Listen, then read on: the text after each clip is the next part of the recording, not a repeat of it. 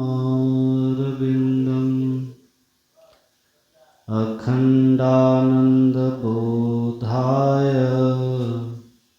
शिष्यसन्तापहारिणे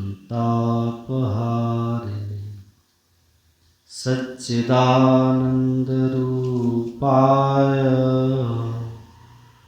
रामाय गुरुवे नमः। बोलिए प्रेम से श्री सद्गुरु महाराज, श्री सद्गुरु महाराज की, श्री सद्गुरु महाराज की। परमाराध्य संत सद्गुरु महर्षि में ही परमहंस जी महाराज एवं पूज्यपाद महर्षि संत सेवी परमहंस जी महाराज के पावन युगल श्री चरणों में बारंबार नमः।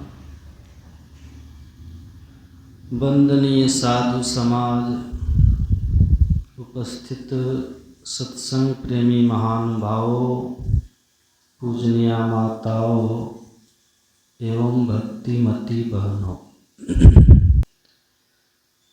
भगवान शंकर माता पार्वती से कहते हैं, गिरिजा संत समागम सम न लाभ कछु आन, बिनु हरि कृपा न होहि सो गावहि वेद पुराण। ईश्वर की कृपा होती है तो संतों का समागम प्राप्त होता है। सत्संग में आना ईश्वर की कृपा है। सत्संग में आप आते हैं तो समझिए ऊपर वाले ने कृपा कर दी है और आपने बहुत संस्कार अपने जन्म जन्मांतर के जमा कर लिए। तुम बैठे नहीं हो, यहाँ बिठाए गए हो। आप आए थोड़ी हो, कृपा से यहाँ लाए गए हो। गुरु की कृपा आपको लेके यहाँ आई है। आप ईश्वर की कृपा से यहाँ बैठे हो। बिना कृपा के संभव ही नहीं। प्रेम से बोलिए श्री सद्गुरु। भारत के दूसरे राष्ट्रपति डॉक्टर सर्वपल्ली राधाकृष्णन कहते थे कि कोई व्यक्ति नास्तिक तभी तक होता है, नास्तिक मतलब ईश्वर को नहीं मानने वाले, ईश्वर को तभी तक नहीं मानता जब तक उसको कोई अनुभवी आस्तिक नहीं मिलता। अनुभवी आस्तिक, आस्तिक कहते हैं ईश्वर को मानने वाला। अनुभवी आस्तिक का मतलब क्या होता है? जिसने ईश्वर को अनुभव करके तब माना है, तब माना है। कबीर क्या कहते हैं? कबीरा हम जानिया, जब जानिया तब मानिया। कबीरा हम जानिया, जब जानिया तब मन मानिया। लोग ना पतीजे तो क्या कीजिए। कबीर साहब कहते हैं कि हमने ईश्वर को जाना है और जान के ईश्वर को माना है। जो नहीं पतियाए तो न पतियाए, लेकिन राधा कृष्णन कहते हैं कि तुम कितना भी बड़ा नास्तिक रहो कि ईश्वर नहीं है, ईश्वर नहीं है, ईश्वर नहीं है। जब तुम सच्चे आस्तिक के समीप आओगे, अनुभवी आस्तिक के पास जाओगे, तो फिर तुम्हारी नास्तिकता खत्म हो जाएगी। तुम ईश्वर को मानने के लिए मजबूर हो। परमाराध्य सद्गुरु महाराज जी के पास एक नास्तिक व्यक्ति आए। उन्होंने कहा कि मैं ईश्वर को नहीं मानता हूँ, तो गुरु महाराज जी ने कहा कि नहीं मानते हैं तो मत मानिए, मत मानिए।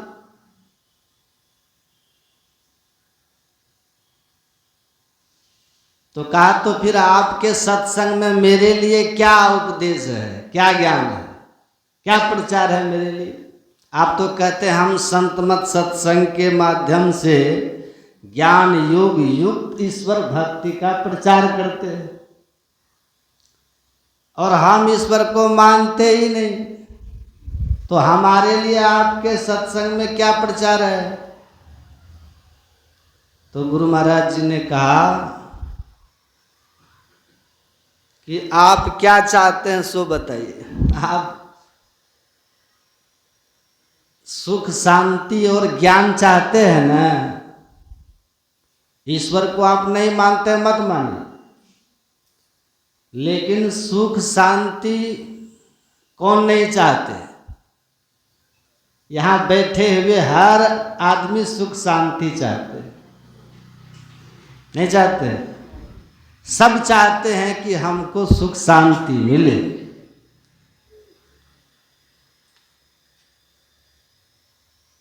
तो कहा कि हाँ, हम सुख शांति चाहते हैं, ज्ञान भी चाहते हैं। तब गुरु महाराज जी ने कहा कि तो ध्यान कीजिए, आप ध्यान कीजिए। अगर आप सुख शांति चाहते हैं और ज्ञान चाहते हैं तो ध्यान कीजिए, मेरा आपके लिए यही प्रचार है। कहा क्या होगा तब? कहा कि ध्यान से सुख शांति मिलती है, ज्ञान होता है,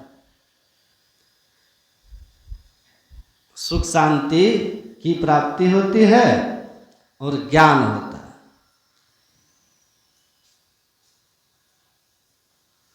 और अंत में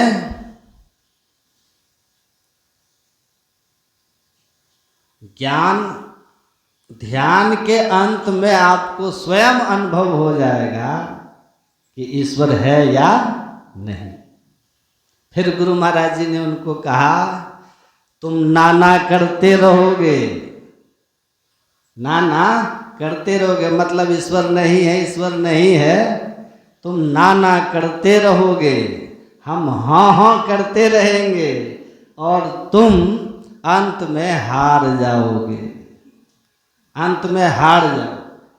क्यों हार जाओगे?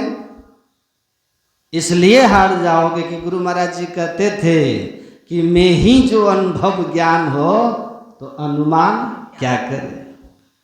जिन्होंने ईश्वर को अनुभव किया है उनको आप हरा नहीं सकते, आप हरा ही नहीं सकते। उनका अनुभव ज्ञान है ना, आप हार जाओ। और पूज्य बाबा एक दिन कह रहे थे कि जो गुरु महाराज जी को कहे थे ना वो प्रोफेसर थे कि मैं ईश्वर को नहीं मानता हूँ, मेरे लिए आपका क्या प्रचार है, वो प्रोफेसर थे। और गुरु महाराज जी ने कहा था कि ध्यान कीजिए, उससे सुख शांति और आनंद की प्राप्ति होगी। तब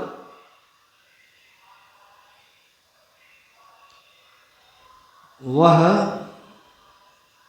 प्रोफेसर साहब एक दिन नदी पार कर रहे थे, बस वही भागलपुर के सामने, तब पुल नहीं था, और नाव से पार कर रहे थे।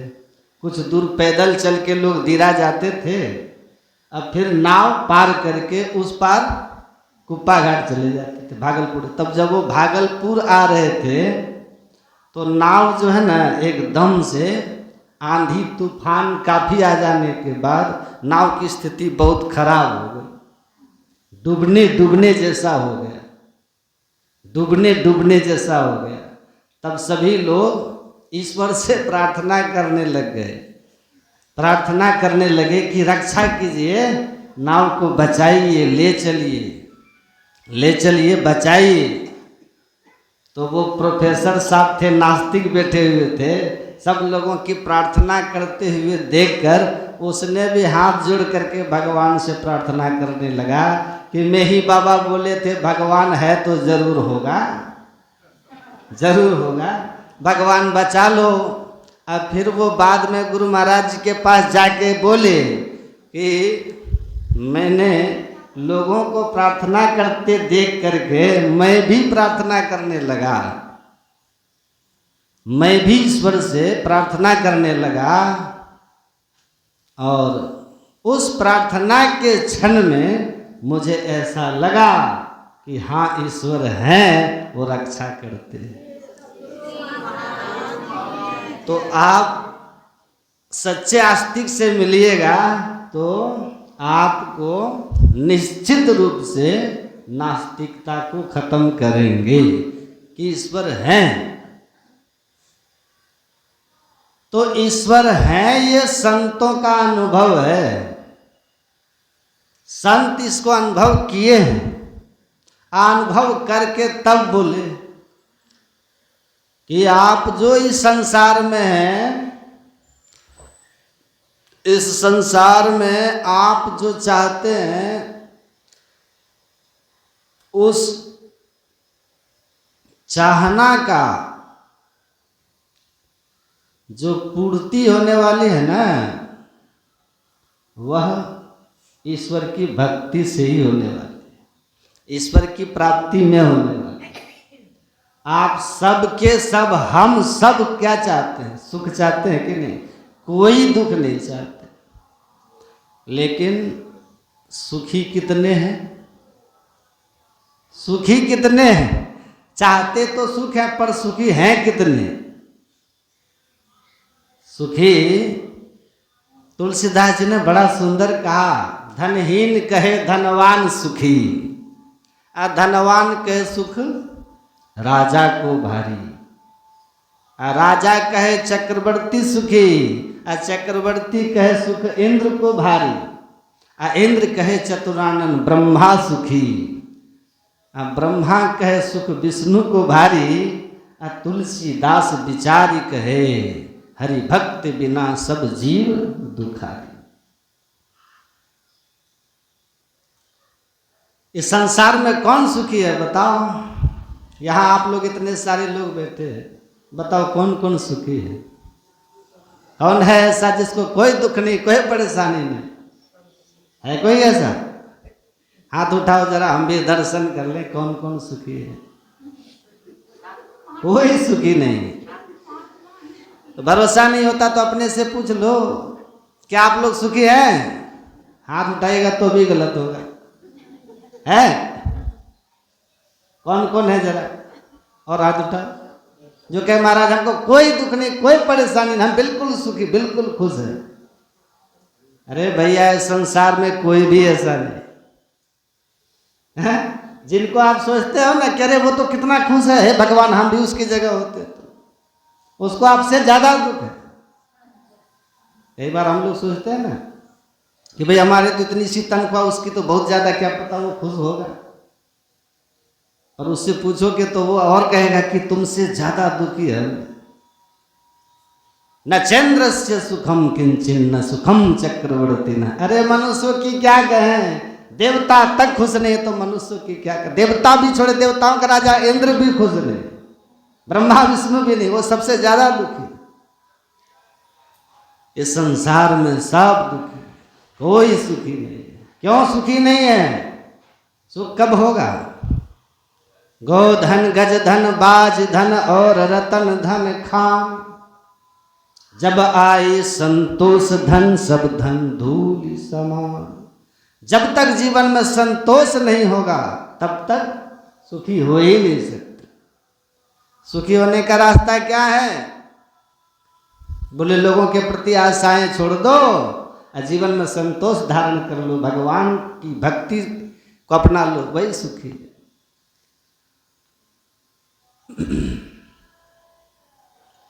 कई बार हम लोग विचार करते हैं हमारा अगर ऐसा काम बन जाए तो हम तो सुखी हो जाएंगे। काम बन गया फिर भी सुखी हुए नहीं। संसार तो दुख का घर है, यहाँ तो दुखी दुख सुख तो है। सुखी वही है जिसके जीवन में संतोष है, जिसके जीवन में ईश्वर की भक्ति है। जो ईश्वर की भक्ति करता है वही सुखी है। और हम लोग कैसे, हमारे जीवन में संतोष है क्या? संतोष है जीवन में? नहीं। हम तो चाहते हैं और मिल जाए, और मिल जाए, और मिल जाए।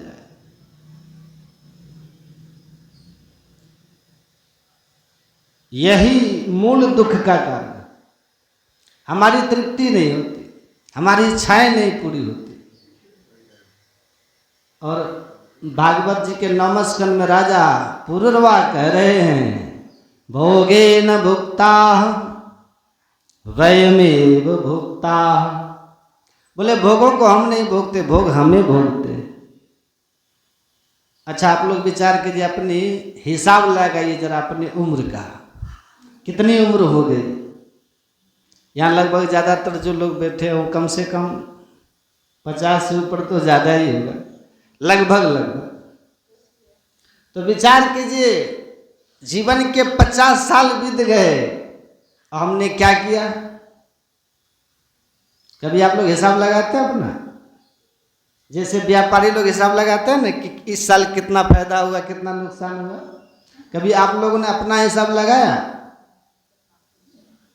अब बुढ़ापा आने वाला है, जल्दी बुढ़ापा आ जाएगा, अब कितनी जल्द आएगा ये भी पता नहीं। कभी अपने घर के जो बुजुर्ग लोग हैं, बूढ़े लोग हैं, उनसे पूछना कि क्या पता चला कि बुढ़ापा के कब आया? तो कहेंगे पता ही नहीं चला कि जीवन के कितने साल कब बीत गए। तो आयु तो पल पल क्षण क्षण प्रति क्षण बीतती चली जा रही है। और अगर ईश्वर की भक्ति नहीं की, सत्संग ध्यान नहीं किया तो जीवन व्यर्थ हो गया, बेकार हो गया। तो क्या करें? जीवन में संतोष लाइए। पर हमारे जीवन में संतोष नहीं है। हम तो बहुत पाना चाहते हैं, ये हो जाए, ये हो जाए, ऐसा भी बन जाए, ये भी बन जाए। और एक बात और, हमको भगवान कितना ही दे दे, हम फिर भी कहते हैं हमारे पास कुछ नहीं है। कई लोग कहते हैं महाराज हमारे पास तो कुछ नहीं। क्यों नहीं है? कहो कि बिल्कुल है, हमारे पास बहुत कुछ है, कहो। ऐसा कभी नहीं करना चाहिए कि हमारे पास कुछ नहीं है। नहीं तो भगवान कहते हम इतना दे रहे फिर भी कह रहा है कि हमारे पास कुछ नहीं है। ये कहो कि भगवान की कृपा से सब कुछ है, सब संपन्न है। पर हम लोग जीवन भर बस एक ही बात कहते थे, हमारे पास तो कुछ है ही नहीं।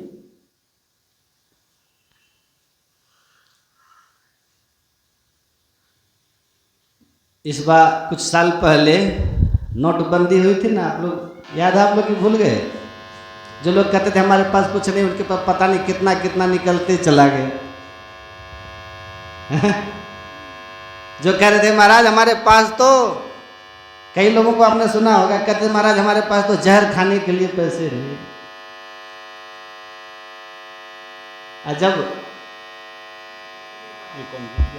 जब पता चला कि धन नोट बदल गए हैं तो सबसे आगे लाइन में वही लोग खड़े थे, सबसे ज्यादा परेशान वही लोग थे।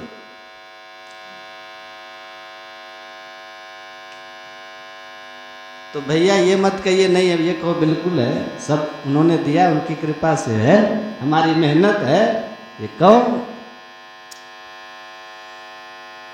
लेकिन हम लोग झूठ ही बोलते हैं, सच कभी बोलते ही नहीं।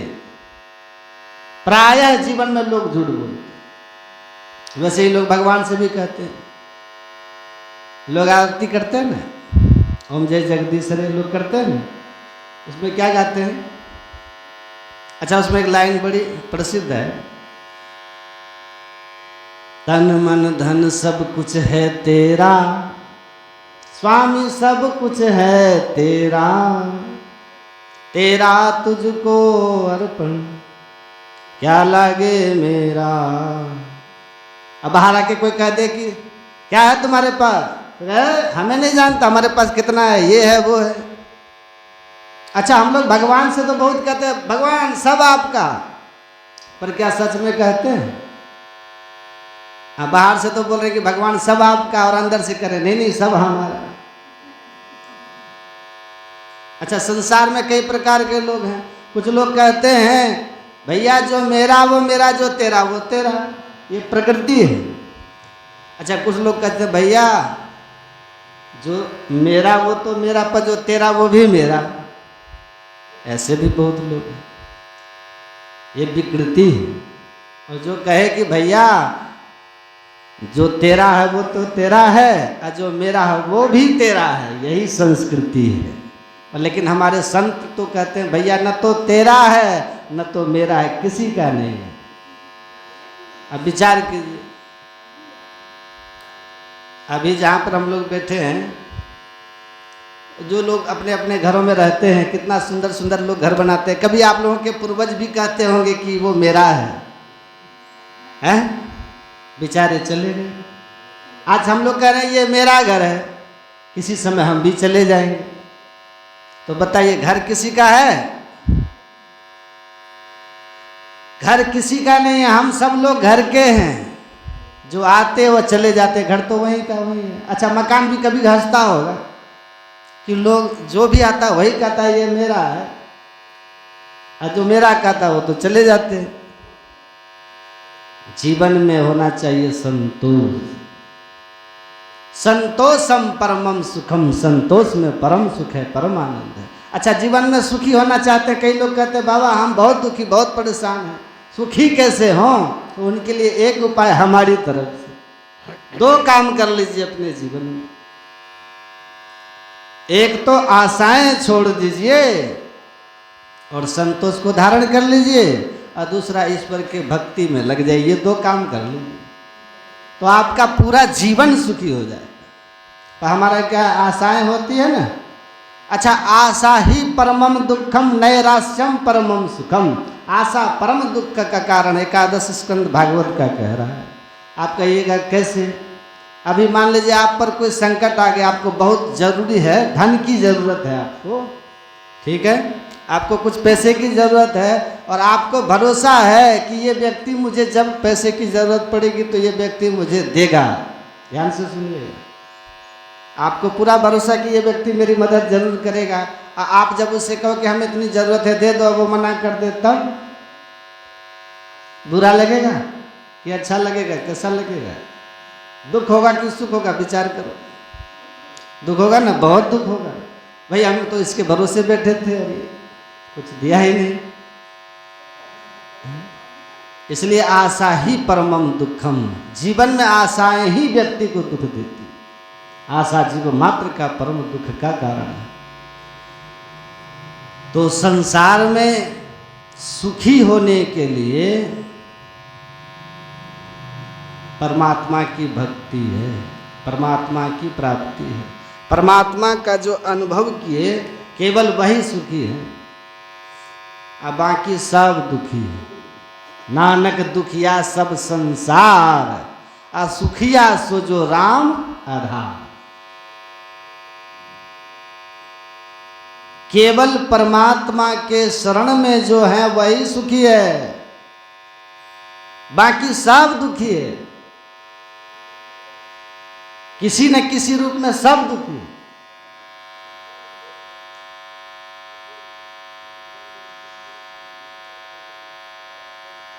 तो सुख चाहिए तो ईश्वर की भक्ति कीजिए, परमात्मा की शरणागति लीजिए। और ये जो ज्ञान है ना, ये बिना सत्संग के होने वाला है। सत्संग में ईश्वर की ही चर्चा होती है, परमात्मा की संगत ही जरी जाए न चर्चा राम की, दुल्हा बिना बारात कहो किस काम की। तो ये जो सत्संग है, यहाँ परमात्मा की चर्चा होती। इसको बंद कीजिए ना, क्या चिचिया रहा है? हाँ? नहीं बंद। परमात्मा की प्राप्ति में जीव को सुख शांति और आनंद है। इसके इतर मास फागुन मस्त होते किए बहुत बनाव हो, ऊंचे मलन जड़ित मणिगण सुख तबहु नहीं पाओ। कुल भल अरु रूप भल अरु त्रिया भल पायो सही। क्या ये सब कुछ आपको मिल जाए लेकिन स्वप्न में भी सुख नहीं मिलेगा जब तक आप ध्यान सत्संग नहीं कीजिएगा। ध्यान सत्संग नहीं कीजिएगा ना तो कभी सुखी नहीं होइएगा। और आपको उधर बढ़ रहे हैं जिधर बढ़ने से जीवन में परेशानी बढ़ रही है। तो ऐसा मत समझिएगा कि मैं ये कह रहा हूँ कि आप लोग घर द्वार छोड़ दीजिए, शादी विवाह मत कीजिए। कहने का भाव ये है कि शादी विवाह कीजिए, घर द्वार में रहिए, लेकिन जैसे कहते हैं ना कि कटहल काटने के पहले तेल लगा लीजिए हाथ में। कौन सा तेल, मिट्टी का कि सरसों का? सरसों का। सरसों का तेल हाथ में लगा करके तब कटहल काटते हैं ना तो लस्सा नहीं लगता है। उसी तरह सांसारिक जीवन में जाने के पहले आप सत्संग का अपने अंदर में सत्संग ध्यान ईश्वर भक्ति का जो है ना हृदय में तेल लगा लीजिए। फिर आपको संसार फंसा नहीं सकता है, चौपाया छौपाया नहीं बनाएगा। आपके जीवन में उन्नति होगी, सुख शांति बनी रहेगी, सुख शांति बनी रहेगी, नहीं तो बहुत परेशान हो जाएंगे। तो जीवन सत्संग, इसीलिए कहा सत्संग कीजिए, ज्ञान होता है सत्संग से। राजा भर्तृहरि उज्जैन में थे, विक्रमादित्य के बड़े भाई थे, बड़े महान राजा। बाद में उनको वैराग हुआ, वैराग पत्नी के कारण उनको हुआ। तुलसीदास जी महाराज को भी पत्नी से ही वैराग हुआ था।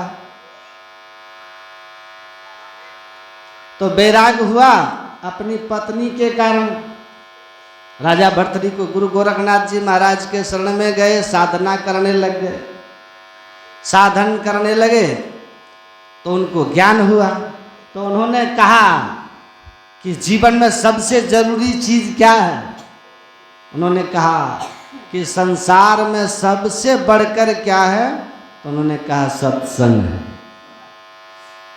सत्पुरुष का संग, महापुरुष का संग, संत का संग, इससे बढ़ करके और कुछ नहीं। चोर चुहार को धन दौलत कितनो हो जाए, लोग आदर नहीं करते हैं उनको।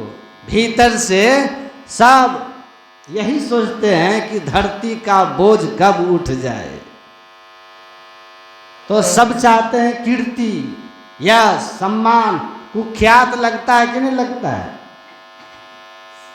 कुख्यात, अरे कितनों धन दौलत कमा के बाहुबली आजकल नेतो लोग बन गए हैं, तो क्या लिखता है? कुख्यात।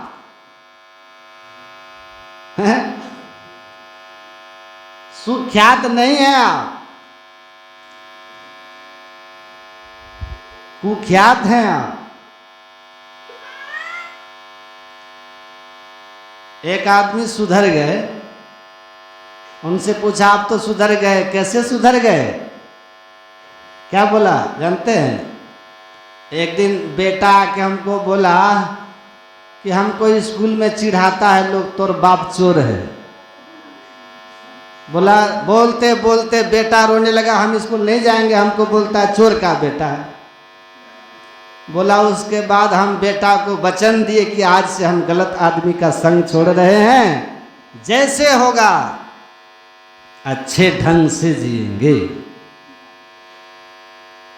तो दुनिया में सब जस चाहते हैं, टटोलिए ना थोड़ा सा करीब जाके, टटोलने के लिए थोड़ा हिम्मत चाहिए ना। और वो हिम्मत आती है जब आप स्वयं सही रहिएगा, स्वयं सही रहिएगा तब वो हिम्मत आती है। क्योंकि उसको आप स्वयं, मतलब स्वयं दारू पीजिए, आप बेटे को कहिए कि कोल्ड ड्रिंक मत पियो बेटा, खराबी है, तो सुनेगा बेटा? नहीं ना सुनेगा। पूज्यपाद महर्षि संत सेवी परमहंस जी महाराज ट्रेन में जा रहे थे ना, एक आदमी अपने बच्चे को लेके एडमिशन कराने जा रहे थे, ले जा रहे थे एडमिशन कराने उसको पटना। तो थोड़ी देर के बाद वो आदमी सिगरेट निकाला अपने जेब से, अब पीने के लिए बाहर जाने लगा, क्योंकि वहाँ पी नहीं सकता था ना। तो पूज्य संत सेवी जी महाराज ने कहा कि आप अपने साथ पूर्णिमा और अमावस्या दोनों लेके चलते हैं। तो कहा कि समझे नहीं। कहा पूर्णिमा अमावस्या दोनों नहीं समझे? तो नहीं। तो पूज्यपाद ने कहा कि अपने बेटे को आप ले जा रहे हैं एडमिशन कराने अच्छी जगह, पढ़ेगा लिखेगा, विद्वान बनेगा, अच्छी नौकरी हो जाएगी, तो इसका मान सम्मान होगा, धन वैभव हो जाएगा, जीवन सुखी हो जाएगा, जस कीर्ति हो जाएगी। तो पूर्णिमा हो गया ना। और अमावस्या इसलिए बोले कि साथ में आप सिगरेट भी रखे हैं। अब आप सिगरेट पीते हैं, बेटा देख रहा है कि बाबूजी सिगरेट पी रहे हैं, तो बेटे के मन में बैठा रहेगा कि सिगरेट पीना चाहिए क्योंकि बाबूजी पीते हैं। अब बच्चा जो है ना अपने माँ बाप का अनुकरण ज़्यादा करता है क्योंकि वहीं उसकी श्रद्धा रहती है ना। जिनकी जहाँ श्रद्धा है वो उसी बात को वो पकड़ेगा, उसी का अनुकरण करता है। तो अब अनुकरण करेगा सिगरेट का, बेटा आपका सिगरेट पिएगा तो सिगरेट पीना सीख जाएगा। पहले आपके जेब से पैसा चुराएगा, अब बाद में हॉस्टल जा कर के अपने दोस्तों के जेब से चोरी करेगा, हैं? सिगरेट पीने लगेगा तो और भी गंदी आदतें आएगी क्योंकि संग जब एक दोस्त आता है ना तो 2-4 दोस्त लेके आता है, फिर धीरे धीरे और दोस्त आएगा तो जेब कतरा से जो है थोड़ा बड़ा चोर बन जाएगा। हो सकता है अपराधियों के संग बड़े नशे का लत हो जाए, फिर अब बड़े अपराधी का संग करके बड़ा अपराधी बन जाएगा, जेल जाएगा, पुलिस की मार खाएगा, हो सकता है इनकाउंटर भी हो जाए। तो इसका जीवन जो है अमावस्या अंधेरा फैल जाएगा। तो आप अपने साथ अपने बच्चे का पूर्णिमा और अमावस्या दोनों रखते हैं। देखिए वो उसी समय सिगरेट को ऐसे मरोड़ दिया और मरोड़ करके एकदम से बाहर से खिड़की से फेंक दिया कि अब केवल पूर्णिमा रहेगा, अमावस्या अपने बेटे के जीवन में अमावस्या की छाया भी नहीं आने दूंगा। तो संत का वाणी है तो कौन चाहता है? सब सम्मान भीतर से सब चाहते कि लोग हमको अच्छा कहे, हमारी कीर्ति हो। लेकिन संग दोष के कारण एक बार स्लिप कर जाते हैं, अपकीर्ति हो जाती है, उसके बाद जीवन में कुछ रह ही नहीं जाता। इसलिए इस बात को अच्छी तरह से समझ लीजिए। गुरु महाराज कहते हैं समय बीत रहा है, आयु भी बीत रही है, गुरु का सुमिरन कर लो, ईश्वर का भजन कर लो, क्योंकि यही एक साथ जाएगा, यही परमार्थिक संपत्ति परलोक में तुम्हारी रक्षा करेगा। उस परलोक मार्ग का जब तुम पथिक बनोगे, इस तन से निकलोगे, तो वहाँ साथ जाने वाला पाथे क्या है? जा मार्ग के गणे जाए न कोसा, तहाँ हरि का नाम सदा संग तोसा। यही आपको काम आएगा। बाहर की यात्रा में धन दौलत काम आता है ना, उस अंतिम यात्रा में परमात्मा की भक्ति की पूंजी, सुमिरन, गुरु का ज्ञान, यही आपके काम आएंगे, आपके रक्षक बनेंगे, आपको शांति देने वाले, संतुष्टि देने वाले होंगे। अगर ये पूंजी आपने जमा नहीं की, कबों सत्संग ना किन्हा, भूखे को ना ही कछु दिन्हा। फल क्या होगा? पूछे जमराज जब भाई, बचन मुख ना ही कही आई, पलटू दास लखी रोया, सुधर तन पाए के खोया। इसलिए नाम सुमर नर बावड़े, तेरी सदा ना देह यारे। ये दुनिया ऐसे सपनों की कहानी है, देखते रहो कि हम ये हो गए, हम वो हो गए, हम ऐसे हो गए, लेकिन जमराज जब आएगा तो सारा कहानी खत्म हो जाएगा। तो इसलिए याद दिला रहे हैं कि जो जागेगा सो पाएगा, जो सोएगा वो खोएगा। देखते रहिए। जाग मुसाफिर भोर भई, अब रैन कहाँ जो सोवत है। जो सोवत है सो खोवत है, जो जागत है सो पावत है। जागना यही है, माया मुख जागे सभी, सो सूता कर जान। कहा सुबह जग करके जो केवल धन वैभव के चक्कर में लग गया, वो सोया हुआ ही समझो उसको। लेकिन प्रातः उठ करके जो ध्यान में लग गया, तब संसार के काम के लिए चला। ब्रह्म मुहूर्त में उठ जाइए, पहले ध्यान कर लीजिए। कटहल काटने के पहले अपने हाथ में तेल लगा लो, लस्सा नहीं लगेगा। प्रातः उठ करके अपने हृदय को गुरु महाराज की बताई हुई युक्ति से नाम सिमरण करके, ध्यान करके हृदय को भक्तिमय कर लो। दिन भर संसार का काम कीजिएगा, संसार का लेप नहीं लगेगा। ये फिर शाम में बैठ करके ध्यान कर लीजिए। दिन भर काम करते हुए हाथ काम में मन राम में वाली बना के स्थिति रखो। निसंदेह आपकी ये स्थिति ऐसी होगी कि संसार में संतुष्ट रहिएगा, सुखी रहिएगा, दुखी नहीं रहिएगा। नहीं तो धन वैभव बहुत कमा लीजिएगा, लेकिन कहीं न कहीं आपको जीवन में लगेगा कि कुछ न कुछ कमी है, कुछ नहीं हो सका, कुछ न कुछ कमी है, कुछ न कुछ कमी है। अपने जीवन से असंतुष्ट रहिएगा, सब जाने वाला है। कुछ रहने वाला नहीं है। तो हम अपने आप को मुक्त करने के लिए सत्संग करें, संत सदगुरु की शरण में जाएं। सदगुरु मिले तो बड़े बाबू। देखिए यमराज ने कहा नचिकेता को, कहा हमको मुक्ति का उपाय बताइए। नचिकेता ने इस जन्म मरण के चक्र से छूट करके, यमराज आपका मेहमान हम न बनूं, बताइए उस ध्यान के बारे में जहाँ जाकर के फिर आना नहीं पड़े, जम पास में फंसना ना पड़े। तो यमराज ने कहा कि उसके बारे में हम सुने हैं, लेकिन हमको भी पता नहीं कि कहाँ है। उसका राह बताने वाले श्रेष्ठ पुरुष होते हैं, संत पुरुष होते हैं। उत्तिष्ठता जागृता प्राप्ति वरान्य बोधता, उठो जागो और श्रेष्ठ पुरुष संत के पास जाओ। वो संत आपको वह मार्ग बताएंगे जिस मार्ग पे चल करके आप जन्म और मरण के चक्र से मुक्त हो जाए। उस यमराज ने कहा कि संत के पास जाइए, वही इस रास्ते को जानते हैं और वही ये रास्ता आपको बता सकते हैं। तो इसीलिए कहा कि सतगुरु गुरु बिनु ना कोई कबहूं। ईश्वर स्वरूप संत सदगुरु के अतिरिक्त आपको कोई नहीं बता सकता, जो आपको ये जम फेरा से निकाल सकता है, आपको बचा सकता है। याते उठो सतगुरु गुरु हेरो, असेव करो बहु तेरा। तन मन धन आत्म तिनके पद अरपि बचो, जम फेरा दो। कहते हैं इनकी सेवा कीजिए। सेवा करना क्या है?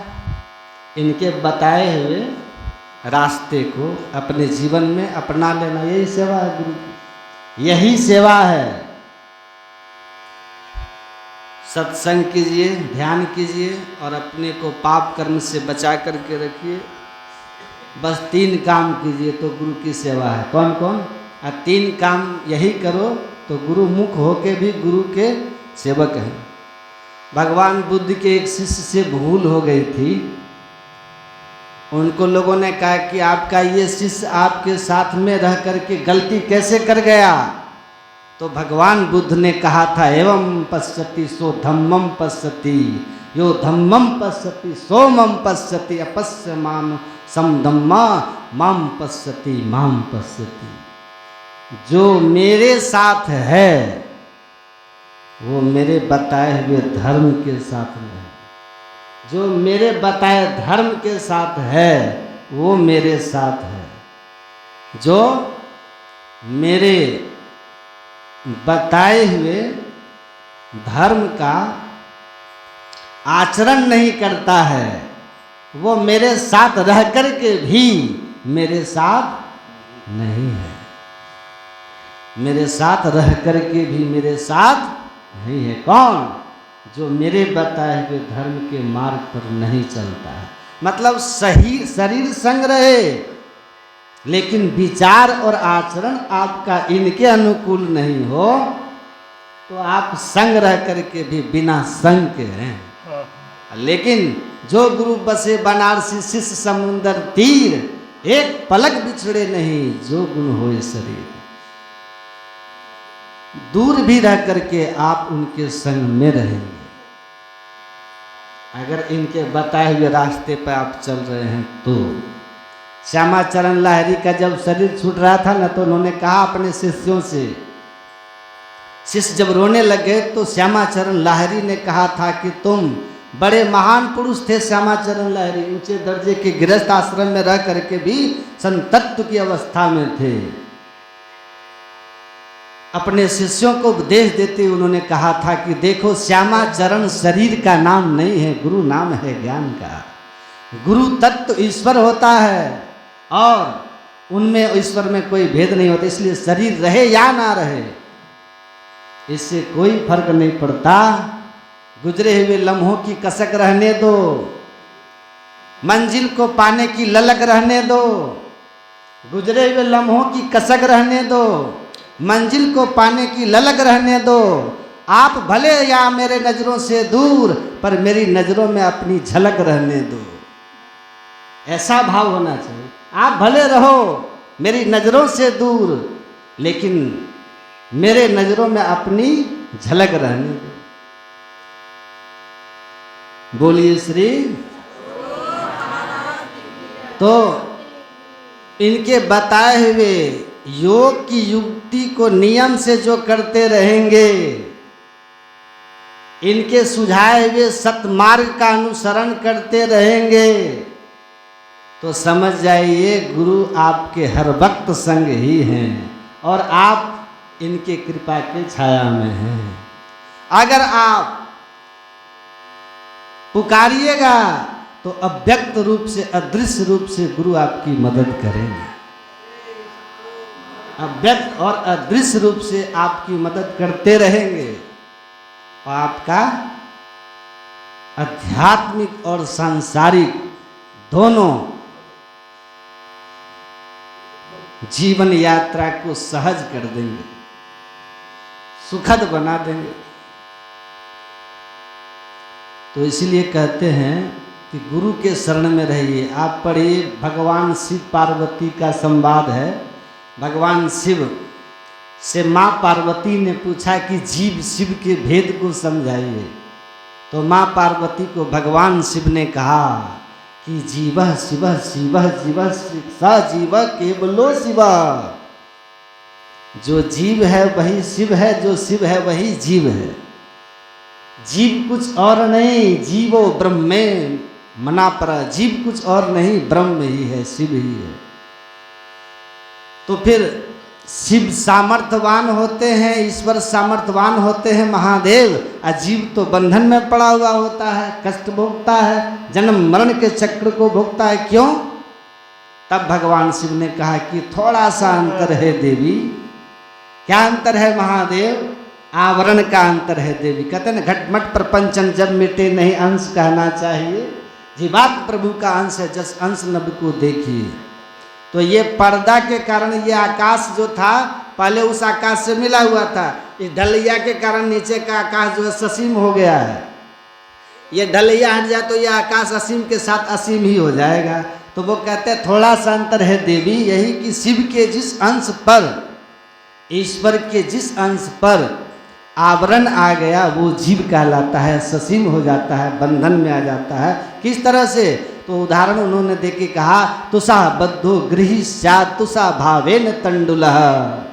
जैसे धान और चावल, चावल और धान में क्या अंतर होता है? छिलका का। जिसके छिलका है वो चावल है, धान है, और जो छिलका रहित है वो चावल है। उसी तरह जो आवरण सहित है वो जीव है, और जो आवरण रहित है वो शिव है। तो जीवात्मा आवरण में और परमात्मा आवरण रहित होते हैं।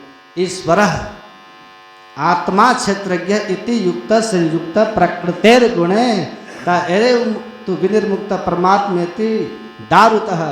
ईश्वर के जिस अंश पर आवरण आ गया माया का, घटतम प्रकाश व शब्द पड़ते उसको जीव कहते हैं, और जिस पर ये आवरण नहीं है उसको शिव कहते, ईश्वर कहते। जीवात्मा और परमात्मा में आवरण का भेद है, तत्व का भेद नहीं है देवी। तो माँ पार्वती ने कहा उस शिव तत्व ईश्वर तत्व के जिस अंश पर आवरण आ जाने से वो ससीम हो करके जन्म मरण देवी भौतिक कष्टों को भोगता है, वह इस आवरण से मुक्त होकर के अपने पूर्व ईश्वरीय अवस्था को कैसे प्राप्त कर सकता है, जहां कोई दुख सुख ना हो, आनंद ही आनंद हो। नहीं अंश कहना चाहिए, ये अंश कैसे मिटेगा, अंश अंशी का भेद कैसे मिटेगा ये, और हम आवरण कैसे हटेगा। तब भगवान शिव ने ये नहीं कहा कि हमारी कृपा से हट जाएगा, नहीं हमारी कृपा से हट जाएगा ये नहीं कहा। भगवान शिव कहते हैं देहे ब्रह्मवेत यस्मात् तत्कृपार्थम बदाम्य हम सर्व पाप विमुक्त आत्मा श्री गुरु पद सेवना। या ते उठो सतगुरु गुरु हेरो सेव करो बहु तेरा रे। भगवान शिव कहते हे पार्वती सुनो, समस्त पापों से मुक्त होकर के आवरण विमुक्त होकर के अपने पूर्व ईश्वरीय अवस्था में तब हम ऐसे अब हम ऐसे यही जन्म का लाहा, जो जल से जल पैसनिक से ऐसो यो धूरी मिला जुलाहा, अपने पूर्व अवस्था को प्राप्त करके जन्म मरण से मुक्त हो जाएगा। जीव ईश्वर को जान करके ईश्वर हो जाएगा। किसकी कृपा से? गुरु की कृपा से। तत्कृपार्थम बदाम्य हम, जिसकी कृपा से ये जीवता का नाश होकर ईश्वरत्व भाव आएगा, वो कौन कृपा है? वो गुरु कृपा है। इसलिए गुरु की सेवा करो। आ सेवा में क्या करो? कहा गुरु मूर्ति स्मरेण नित्यम गुरु नामे सदा जपेत गुरु आज्ञा प्रकुर्वितः गुरु अन्योन भावे।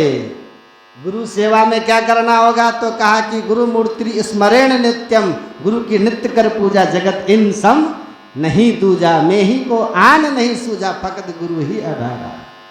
तो भगवान शिव यही बात कह रहे हैं कि गुरु मूर्ति स्मरेण नित्यम, गुरु की मूर्ति मन में ही ध्यान। गुरु नानक देव जी महाराज कहते हैं गुरु मूर्ति का ध्यान करो, गुरु रूप का ध्यान करो, गुरु नाम ही सदा जपे। नाम का अर्थ होता है शब्द अर्थात मंत्र। गुरु मंत्र का सदा जप करो, गुरु मूर्ति का सदा ध्यान करो। और क्या? गुरु के बताए हुए समस्त बातों को अपने जीवन में धारण कर लो। और गुरु अन्यों ने भावे, सदगुरु के सिवाय तुमको और कोई देवी देवता न भाए, तो गुरु की कृपा मिल जाएगी। गुरु ने मोहि मार्ग दियो, बताई आन देव की सेवा। आन देव की सेवा जो है, कहते हैं ये मार्ग 84 चलन की, तो उन सब से हटाया गुरु ने।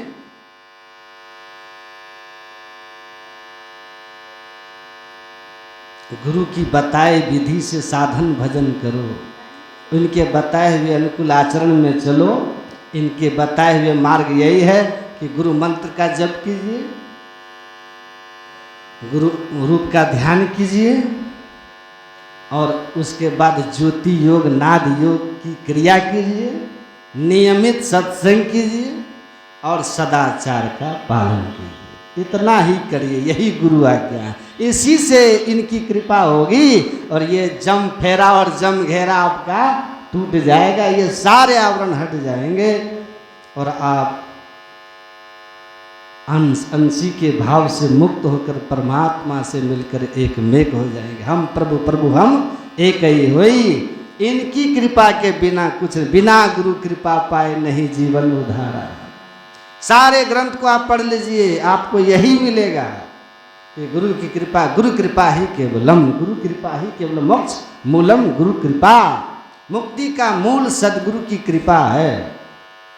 तो इस कृपा को आने के लिए इनके आदेश उपदेश में चलिए। संत इस धराधाम पर इसीलिए आते हैं कि हंस उबारण जीव चेतावन, अभी सुनिएगा, कीर्तन में इस धराधाम पर आते हैं, संकट तारण सदगुरु जी जीव को उबारते हैं इस जन्म मरण के चक्र से। तो हम अपने जीवन को गुरु की आज्ञा में रखें, सदाचारी का जीवन हो, खान पान की बहुत सबसे जरूरी है।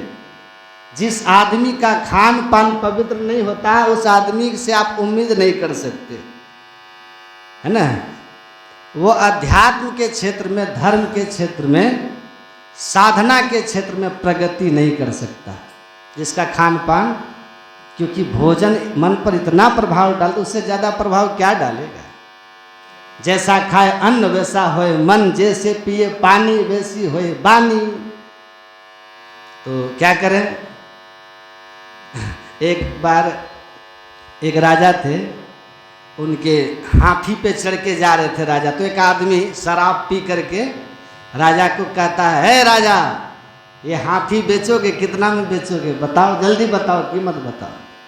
तो राजा ने देखा, उनको बड़ा क्रोध आया कि हमारे सामने हमारे हाथी खरीद रहा है। अब अपने मंत्री को कहा इसको पकड़ के कल हमारे दरबार में हाजिर करो। हाजिर किया उसको दरबार में, कहा कि जी तुम कल हमसे हाथी खरीद रहा था, तुम्हारी हिम्मत कैसे हो गई।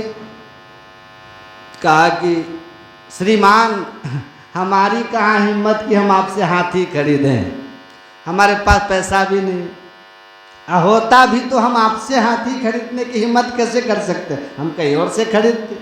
तो कहा कि तुम ही तो था कल। कहा कि नहीं महाराज मैं नहीं था, कोई दूसरा था।